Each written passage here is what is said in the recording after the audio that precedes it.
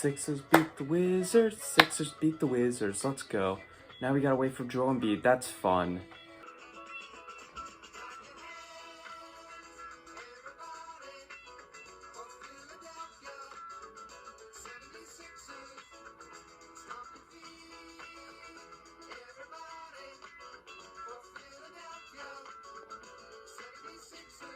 Hello, folks. Today I'll be talking about the Sixers beating the Wizards in their latest series they just played and a preview of the Sixers vs. Hawks series coming up. So what I'm going to do here first is go through the Sixers-Wizards series first, then go on to the preview. So to start off in Game 1, the Sixers taking on the Washington Wizards.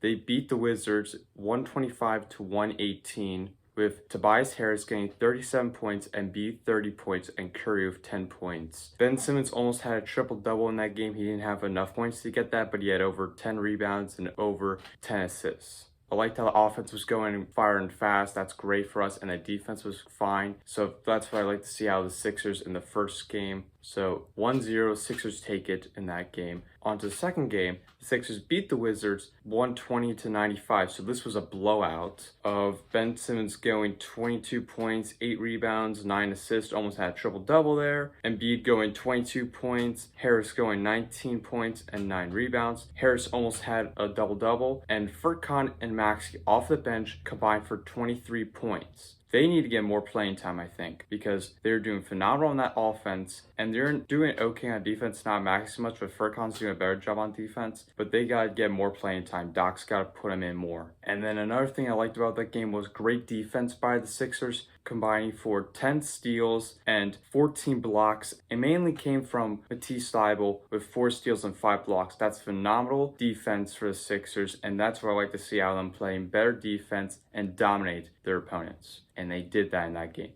On to Game 3. This is just a blowout again. Sixers beat the Wizards 132-103. Embiid with 36 points, dominant again, MVP. 3 steals for him also. Harris with 20 points and 13 rebounds, a double-double for him. But the starting 5 had at least 15 points each. That is phenomenal out of the starting 5 with Harris, Embiid, Simmons, Green, and Curry. That is phenomenal. And then the bench had 32 points. That is also pretty good. You have your bench contributing off for the Sixers and the offense. That's pretty good for the bench to help out the Sixers. And the Sixers shot 51.5% for threes. That's amazing. And 58.6% for field goals. So great shooting in that game for the Sixers. I like how the Sixers, they do a lot better when they keep making more shots in. So that's pretty good. Then on to Game 4. Hopefully you get the sweep. But they do not, because they lost to the Wizards 122-114. Sixers were doing fine until Joel Embiid got hurt with a right meniscus in his knee in the first quarter. That wasn't pretty at all. Maxey and Hill were great on the bench, combining for 29 points. That's a good thing about that. As I said before, Maxey's got to get more playing time.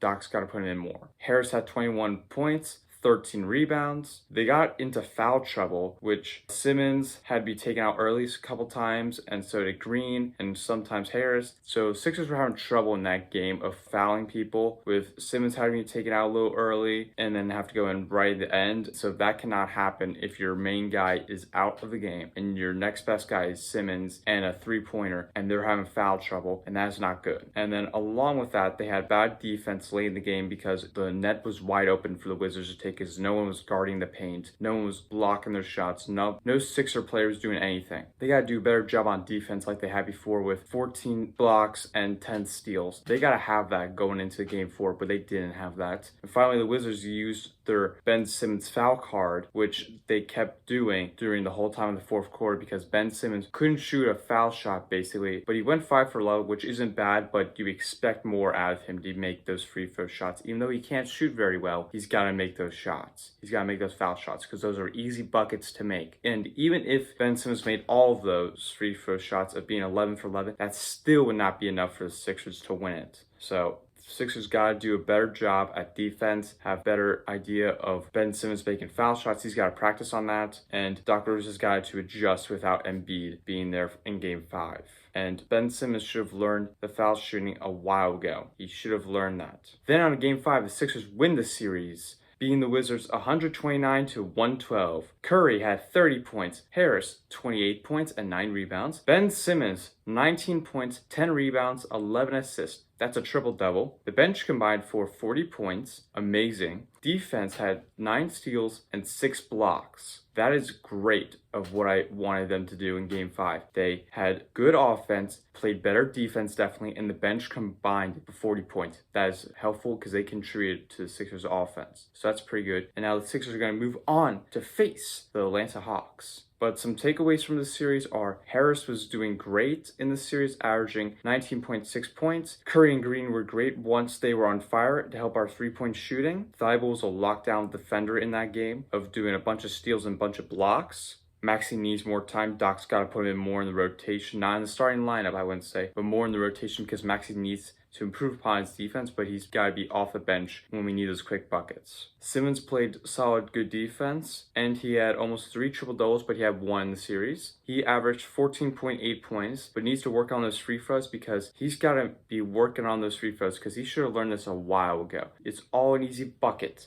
He's got to make those. It's an easy bucket to make. And he's got to learn how to shoot better at free throw line because the Hawks are going to do that to him in this series, and he's got to be ready for that. They're going to do better, and if the Sixers even pass the Hawks, then the Brooklyn Nets or the Milwaukee Bucks are going to do it. And then the finals, they're going to do that to Simmons. So Simmons has got to do a better job at free throw shooting in this playoff run. Shake Milton struggled in the series, and he barely played. That's why he didn't get to play much, because he was struggling in the series. When he's normally good, he was struggling, so he didn't get to play much. George Hill and Furkan Korkmaz were solid in the series to help contribute from the bench. Howard did his job right in getting rebounds for us. So it was all good for the Sixers bench to do very well for us, except for Shake Milton, but our Sixers bench was pretty solid for us and helped very contributive. When we had Embiid, we were dominant in the series, but it was impressive to close out the series without having your best player on the team play when he was hurt. That's very impressive to close out the series and win without your best player. The home crowd gave us advantage. And the fans at Wells Fargo kept making the place so loud that made confusion for the Wizards to calling plays because it got so loud now they could barely hear each other in that game.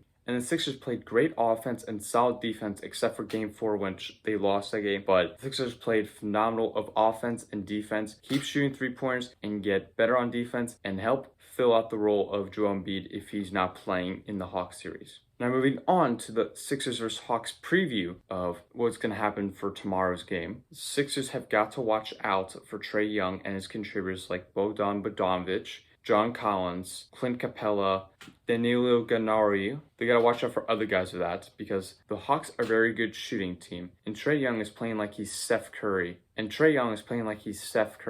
From the Warriors. He's playing like he's that guy in the playoffs, but he's not gonna be once the Sixers take care of him. So the Sixers have got to shut down Trae Young and his shooters, and Simmons has got to do a better job of free throws, as I said before, because the Hawks will foul him to their advantage. Sixers must start hot on the offense to force the Hawks to not foul Simmons and make their possessions harder, while the defense has to create turnovers and stops for the Sixers defense. So the Sixers must start hot on offense and try to force the Hawks not to foul Simmons much and make their possessions harder when they're on defense and make turnovers and stops. So Sixers got to make those turnovers and stops. They got to force the Hawks to make difficult plays, and they got to start out hot on offense. If the Sixers do a job with their starters and bench contributing on both offense and defense, then we win the series. But the question coming into this series is, will Joel Embiid healthy? Now, we heard from Doc that it's too early to call. I could see Joel Embiid missing Game 1 for the Sixers, but I think he's going to play in this series for the Sixers because they're going to need him. And if he's not playing, then this is going to be a very difficult series if he's not playing. And the Hawks might win this series if Joel Embiid's not going to be playing at all in the series. So if the Sixers get Joel Embiid back and ready, then the Sixers are going to win the series in 5. But if the Sixers don't have Joel Embiid, then this series could go all the way to 7 games because of Joel Embiid not playing. Because the Sixers are 50-50 with win or losses